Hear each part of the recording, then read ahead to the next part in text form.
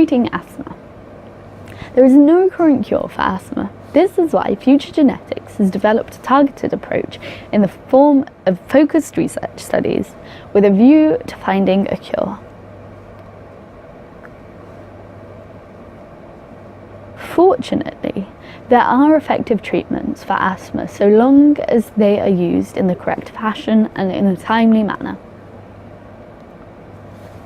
Medicines for asthma are mostly taken in the form of inhalers. Inhalers are devices that allow asthmatics to breathe in medicine. For patients whose asthma is severe, the doctor will usually prescribe tablets in addition to the inhalers.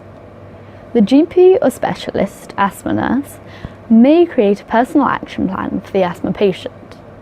The plan will contain information including the names of the prescribed medicine, a framework for monitoring the condition, and actions that need to be taken in the event of an asthma attack.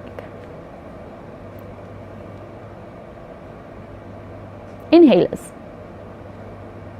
Inhalers are the main treatment for the majority of people with asthma. There are two types of inhalers. One, a reliever inhaler, that are designed to control or relieve the symptoms of asthma.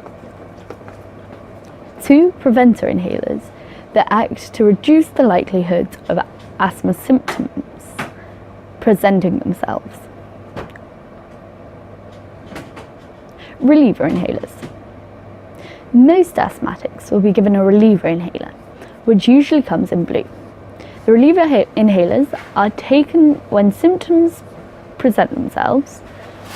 Fortunately, the medicines that are sprayed into the air passages are usually effective in that they can rapidly control the asthma symptoms. If a person has 3 or more separate episodes of asthma symptoms, where clearly the person should immediately use their blue inhaler, then they need to contact their GP or specialist asthma nurse.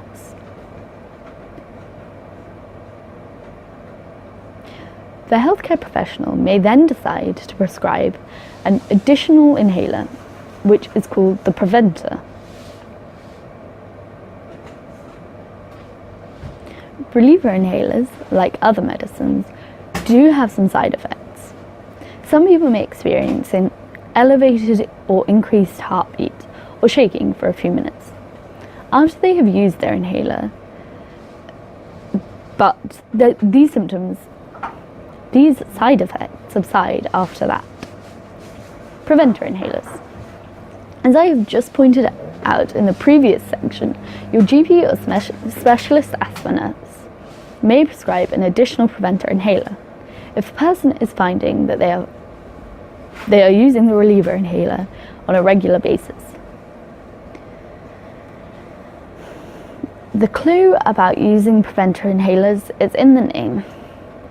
They should be used daily even though the person does not have any symptoms.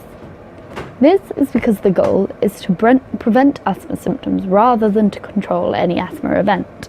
The preventer inhaler works by reducing inflammation or swelling and sensitivity of the airway passages. Your asthma personal action plan should allow you to document asthma symptom episodes. If you continue to have regular symptom events despite taking the preventer inhaler, then please see your GP or specialist asthma nurse. Preventer inhalers are used to administer a steroid medicine. These types of steroids don't usually have common side effects, but some patients report 1, a mouth or throat infection, which is sometimes called oral thrush, 2, having a hoarse voice, 3, developing a sore throat. These side effects may be reduced if you attach something called a spacer to your inhaler. A spacer is simply a hollow plastic tube.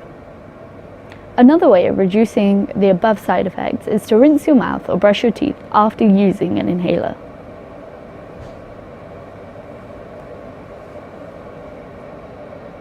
Combination inhalers. When the use of both reliever and preventer inhalers fail to control the asthma, then your GP or specialist asthma nurse may switch your treatment to a combination inhaler.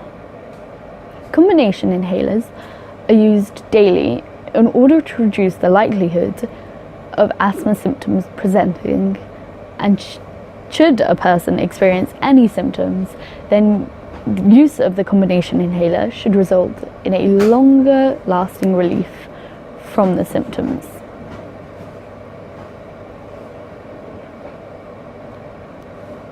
The side effects of combination inhalers are similar to the relief and preventer devices.